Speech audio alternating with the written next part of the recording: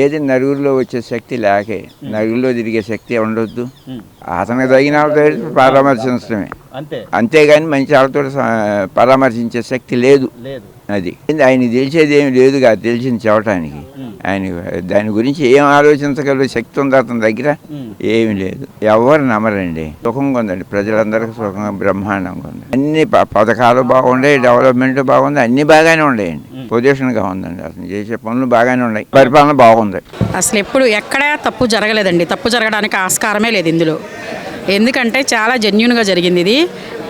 నాకు కూడా last chance అండి. మేము ఎన్ని ఇయర్స్ నుంచి ప్రిపేర్ అవుతున్నామో, ఎంత కష్టపడ్డామో మాకు తెలుసండి. అహర్నిశలు శ్రమించాము. లైఫ్ అండ్ డెత్, ఈ చావా రేవా అన్నట్లు మేము ప్రయత్నించాము. ఖచ్చితంగా ట్రాన్స్పరెంట్గా జరిగిందండి. ఎందుకంటే మేము వెరిఫికేషన్కి వెళ్ళినప్పుడు కూడా మార్నింగ్ 9కి వెళ్తే నా పేరు వచ్చేసరికి 11:30 అయింది. అంటే ఎంత కూలంకషంగా పరిశీలించారో మీరు అర్థం చేసుకోండి. ఇందులో ఎటువంటి అవినీతికి తావలేదండి. దీన్ని అనవసరంగా రాజకీయం చేయకూడదు, అది చాలా తప్పు. అసలు గురువుల్ని ఇట్లా తప్పు పట్టడం అనేది చాలా అన్యాయం, అక్రమం అండి. దీనికి నేను ఒక ఎగ్జాంపుల్ చెప్తానండి. మనకి ఎగ్జామ్ అయిపోయాక అబ్జెక్షన్స్ పెట్టుకోవడానికి ఒక ఛాన్స్ ఇచ్చారు. మీరు పెట్టుకున్నారు, మా ఫ్రెండ్ పెట్టుకున్నారు, తను ఎస్సీ కమ్యూనిటీకి చెందిన మేడము పెట్టుకున్నారు సార్. వెళ్ళారు, పిలిచారు ఆవిడని, రండి మేడం అని. ఏ బిట్స్ తప్పిపోయినాయి, మీరు అదే అబ్జెక్షన్స్ అంటే ఏంటి, మేము పెట్టింది రాంగ్ అని చూపించారు అని ఈవిడ ఆరోపించి వెళ్ళారు. అక్కడికి వెళ్ళగానే రికార్డు ఓపెన్ చేశారు. మన ఇది ఉంటుంది కదా, మనం ఎగ్జామ్ రాస్తాం కదా, మన పేపర్ ఓపెన్ చేశారు. మన పేపర్ ఓపెన్ చేసి, ఇదిగోండి మేడం, మీరు ఫస్ట్ ఇక్కడ బిట్టు ఇక్కడ చూశారు, ఇక్కడ 2 minutes ఆగారు, మళ్ళీ 14th బిట్కి వెళ్ళారు, అక్కడ చెక్ చేశారు, మళ్ళీ 44 బిట్కి వెళ్ళారు. అంటే నిజమే అలాగే చేసిందంట. ఇంకేం సౌండ్ లేక మెదలకుండా బయటకు వచ్చేసారు. మేడమే చెప్పారు, నిజంగా చాలా జెన్యూన్గా జరిగింది మేడం, ఇది అక్కడికి వెళ్ళాక అర్థమైంది, నేను పెట్టింది నాకు అర్థమైంది అని చెప్పి మా మేడమే చెప్పారు. సో దాన్ని బట్టి అర్థమవుతుంది కదండి, ఇక్కడ ఎటువంటి అక్రమాలకు తావు లేదండి, అసలు జరగదు. డిఎస్సి అంటేనే జెన్యూన్ అండి. ఏపీ సివిల్స్ అది క్రాక్ చేసి వచ్చిన మమ్మల్ని ఇవాళ ఇది దగా డిఎస్సి, మీరు జాబులు కొనుక్కున్నారంటే చాలా అసలు నిజంగా కళ్ళంట నీళ్ళు వస్తున్నాయి చెప్పాలంటే. అసలు మేము ప్రైవేట్ స్కూల్స్లో చేసేవాళ్ళమండి. నిజంగా ఈ ఆరోపణలు ఎవరైతే చేస్తున్నారో వాళ్ళు ఒక్కరోజు వీళ్ళు ప్రైవేట్ స్కూల్లో చేస్తే తెలుస్తుందండి ఎంత కష్టపడ్డామో. ప్రైవేట్ సెక్టార్లో చేసి చేసి చేసి చెయ్యలేక విసుగొచ్చి అది చేస్తూనే ఇంటిని చూసుకుంటా, పిల్లల్ని చూసుకుంటా కంటిన్యూస్ చదువుతూనే ఉండేవాళ్ళం. ఎప్పుడో వేస్తారు నోటిఫికేషన్, ఎప్పుడో వేస్తారని చెప్పేసి చదువుతూనే ఉన్నాం. జగన్ గారు వేస్తారని జగన్ ఎక్కినప్పటి నుంచి మేము చదువుతూనే ఉన్నాము, బట్ వేయలేదు. లాస్ట్లో వేశారు, 30 days ఛాన్స్ ఇచ్చారు. కనీసం నోటిఫికేషన్కి ఎన్ని రోజులు టైం ఇవ్వాలో కూడా తెలియకుండా 30 daysలో డిఎస్సి అన్నారు. లేదు, అది దాని మీద కేసు వేస్తారు, వెనక్కిపోద్దని అందరికీ తెలుసు. కేసు వేశారు, అలాగే వెనక్కిపోయింది. కూటమి ప్రభుత్వం వచ్చింది, ఇస్తారన్న ఆశతో మేము చదవడం ఆపలేదు, చదువుతూనే ఉన్నాము. ఇచ్చారు నోటిఫికేషన్. నిజంగా లాస్ట్ ఛాన్స్ అండి. మేము అన్ని రోజులు చదివిన పడ్డ కష్టానికి మాకు విజయం లభించింది. నిజంగా చెప్పాలంటే అది అందరూ జాబ్ వస్తే ఎగ్జైట్మెంట్తో ఎగురుతారు, కానీ మేము ఏడ్చాము. ఎందుకంటే మేము ఎన్ని కష్టాలు పడ్డామో మాకు తెలుసు. ఆ ప్రైవేట్ సెక్టార్లో ఎన్ని అవమానాలు ఎదుర్కొన్నామో, ఎంత దాని రిఫ్లెక్షనేనండి మేము డిఎస్సి కొట్టాలి అని కొట్టాము. ఆయన వెయ్యపోతే మేము కొట్టలేం కదండి, డిఎస్సి వెయ్యపోతే మేము కొట్టలేం కదా. ఒక్కసారి మా హాల్ టికెట్ నెంబర్స్ అన్నీ ఉన్నాయి కదా, చెక్ చేసుకోమనండి. వెళ్ళి చెక్ చేసుకొని ఎక్కడైనా అవినీతి జరిగింది, వీళ్ళకి రాకూడదు అని చూపించమనండి, ప్రూఫ్ చూపించమనండి. ఇది 100% ట్రాన్స్పరెంట్గా జరిగింది. ఇది చెప్తున్నారు కదా, సంషేర్గా చెప్తున్నాం కదా, నెంబర్స్ తీసుకోండి చూపించండి అని చూపించమనండి, ప్రూవ్ చేయమనండి. ఎక్కడ జరగలేదండి, ఇది జరగలేదు. అంతే. చంద్రబాబు ప్రభుత్వంలోనే న్యాయం జరిగిందండి. డిఎస్సి అంటేనే చంద్రబాబు అంటే డిఎస్సి. ఎందుకంటే ఆయనే ఇచ్చారు 8 డిఎస్సీలు వరుసగా. మేము చదువుకున్నా కూడా 2 సార్లు అటెంప్ట్ చేసాం. ఫస్ట్ టైం నాకు 2 marksలో మిస్ అయింది, ఇది సెకండ్ అటెంప్ట్. లాస్ట్ ఛాన్స్ వచ్చేసింది. చావో రేవో అన్నట్టు చదివామండి. మీకేం తెలుసండి, మా టెక్స్ట్ బుక్స్ చూస్తే ఇవాళ బ్లూ పెన్నుతో రివిజన్ చేసి రౌండ్లు కొట్టి బ్లాక్ ఇంక్ అన్నది, బ్లాక్ అక్షరం కూడా కనపడదు అనమాట. అంత కష్టపడి చదివామండి. ఇవాళ ఇలా మాట్లాడడం అనేది నిజంగా చాలా బాధాకరం, చాలా చాలా బాధాకరం అండి. ఇంతమంది 16,000 మంది ఉసురు పోసుకోవడమేనండి ఇది. ఎంతమంది కన్నీటి గాథలు. బుక్స్ కొనుక్కోవడానికి డబ్బులు లేక అప్పు చేసి కొనుక్కున్న వాళ్ళు ఉన్నారండి. డిఎస్సి రాసేవాళ్ళు ఎవరు కోటీశ్వర్లు కాదండి. కోటీశ్వర్లు అయితే అసలు ఎందుకు వస్తారండి డిఎస్సికి? లక్షలు పెట్టి కొనుక్కునే వాళ్ళు డిఎస్సి రాయవలసిన పని లేదండి, వాళ్ళు వేరే ఆప్షన్ చూసుకుంటారు. డిఎస్సి రాసేదే మిడిల్ క్లాస్ వాడు. మిడిల్ క్లాస్ వాడికి 20 లక్షలు కట్టే స్తోమత ఉంటే ఎందుకు దీనికోసం ప్రయత్నిస్తాడండి? ఇంకో వేలో వెళ్ళడా వాడు? ఆ మాత్రం తెలియదండి. అది కరెక్ట్ కాదు అసలు. అదే టీచర్లు పాఠాలే కాదు గుణపాఠాలు కూడా చెప్తారని చెప్తున్నారు కదండి మా వాళ్ళు. ఖచ్చితంగా చేసి చూపిస్తారండి. జెన్యూన్ డిఎస్సి, ట్రాన్స్పరెంట్ డిఎస్సి అంతే. అది సాంబశివరావు అండి. నేను విజయవాడ వెస్ట్లో సెకండ్ గ్రేడ్ టీచర్గా పనిచేస్తున్నాను.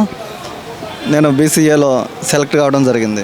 అవునండి, నేను చాలా కష్టపడి చదువుకొని 2024లో ఎప్పుడైతే మెగా డిఎస్సి నోటిఫికేషన్ వస్తుంది అని ప్రభుత్వం ప్రకటించిందో, చంద్రబాబు నాయుడు గారు ఎప్పుడైతే మొదటి సంతకం మెగా డిఎస్సి అది పెట్టారో అంతకు ముందు నుంచే నేను ప్రిపేర్ అవుతున్నాను. 2018లో నాది డిఎడ్ అయిపోయిందండి. 2018 నుంచి ప్రిపరేషన్లో ఉన్నాను, కానీ కంప్లీట్గా 100% ప్రిపరేషన్లో లేను, చదువుతూ ఉన్నాను. 2024లో ఎప్పుడైతే నోటిఫికేషన్ వస్తుందని ప్రభుత్వం ప్రకటించడం జరిగిందో అప్పటి నుంచి నేను 14 గంటల నుంచి 16 గంటలు రోజు కష్టపడి చదువుతూ, అంతకుముందు ప్రీవియస్ పేపర్స్ ఏ అయితే ఉన్నాయో ఆ ప్రీవియస్ పేపర్స్ అన్నీ ప్రాక్టీస్ చేస్తూ డైలీ ఎగ్జామ్ రాస్తూ, అందరూ అంటే నార్మల్గా ఉన్న వ్యక్తులు బయటికి వెళ్ళి వాళ్ళు చదువుకోగలరు కోచింగ్ సెంటర్స్కి వెళ్ళి, నేను బయటికి వెళ్ళి చదువుకోలేని పరిస్థితి. ఇంట్లోనే ఆన్లైన్ ద్వారా కోచింగ్ తీసుకుంటూ కష్టపడి 14 గంటల నుంచి 16 గంటల వరకు చాలా కష్టపడి చదవడం ద్వారా ఈ జాబ్ రావడం జరిగిందండి. దయచేసి ప్రత్యర్థులు ఎవరైతే ఉన్నారో రాజకీయంగా విమర్శించి మా మనోభావాలను దెబ్బతీయకూడదని నేను కోరుకుంటున్నానండి. నేను 2018 నుంచి 2018లో కూడా డిఎస్సి పడిందండి. నేను అప్పుడే పాస్ అవుట్ అయ్యి వచ్చాను 2018లో. అప్పుడు డిఎస్సి రాశాను, కానీ ప్రిపేర్ అవ్వడానికి నాకు సమయం సరిపోలేదు. అప్పుడు రాశాను కానీ నాకు జాబ్ రాలేదు. 2018 నుంచి ప్రిపరేషన్లోనే ఉన్నాను, కాకపోతే 100% ప్రిపరేషన్లో లేను.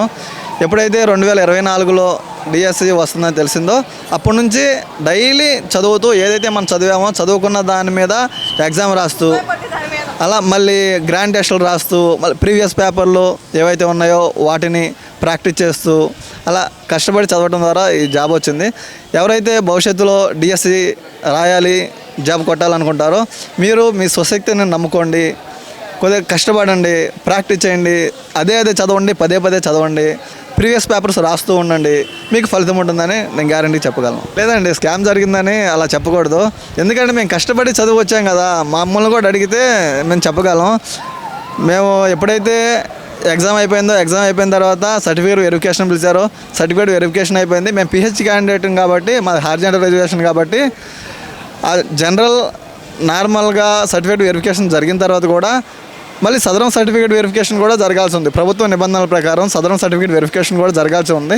దాన్ని కూడా పారదర్శకంగా వెరిఫికేషన్ చేసి మాకు ఈ జాబ్ కేటాయించడం జరిగింది, సెలెక్ట్ చేయడం జరిగింది. అందువలన దయచేసి మా మనోభావాలు కూడా గౌరవించి మమ్మల్ని అలా దుష్ప్రచారం చేసి మా ఆత్మగౌరవాన్ని దెబ్బతీయకుండా ఉంటే మంచిదని నేను కోరుకుంటున్నాను. లేదండి, పేపర్ లీక్ జరిగింది అనేది అది కరెక్ట్ కాదు. ఎందుకంటే మన ఆంధ్రప్రదేశ్ విద్యాశాఖ వారు కూడా దాని గురించి వివరణ ఇచ్చారు. విద్యాశాఖ వారు డైరెక్ట్గా చెబుతున్నారు, ఏమన్నా ఉంటే ఆధారాలతో మాకు చెప్పండి, మేము దానికి వివరణ ఇస్తాము, మీరు ప్రూవ్ చేయండి అని విద్యాశాఖ వాళ్ళు చెప్పారు కదా. అప్పుడు మీరు దాన్ని ప్రూవ్ చేస్తే వాళ్ళ దగ్గరికి వెళ్ళి ఆధారాలు ఇస్తే వాళ్ళు దానికి సంబంధించినటువంటి వివరణ కూడా ఇస్తున్నారు. వాళ్ళ ప్రత్యేక డిఎస్సి నోటిఫికేషన్ ఏదైతే పడిందో డిఎస్సి నోటిఫికేషన్లో ఉన్న నిబంధనల ప్రకారమే జరిగిందని నేను నమ్ముతున్నానండి. 2018లో అప్పుడు డిఎస్సి వచ్చిందండి. ఆ డిఎస్సిలో నేను అప్పుడే పాస్ అవుట్ అయ్యి అప్పుడే నా విద్యార్హత ఏదైతే డిఎస్సి రాయడానికి నా విద్యార్హత నేను అప్పుడే పొందడం జరిగింది. ఆ డిఎస్సి రాశాను కానీ నాకు జాబ్ రాలేదు. తర్వాత 2019 నుంచి మళ్ళీ 2024 వరకు డిఎస్సి ఏది లేదు. మళ్ళీ 2024 డిఎస్సి వచ్చిన తర్వాతే నాకు ఈ జాబ్ వచ్చింది. దీనికి మెయిన్గా నేను ప్రధానంగా మన ముఖ్యమంత్రి గారికి, నారా లోకేష్ గారికి, కూటమి ప్రభుత్వానికి కృతజ్ఞతలు తెలియజేసుకుంటున్నాను. Thank you so much. లేదండి, ప్రభుత్వ నిబంధనల ప్రకారం జరిగింది కాబట్టి అంతకుముందు కోర్టు కేసులు కూడా చాలా జరిగినాయి. కోర్టు కూడా దీని మీద తీర్పు కూడా ఇవ్వడం జరిగింది.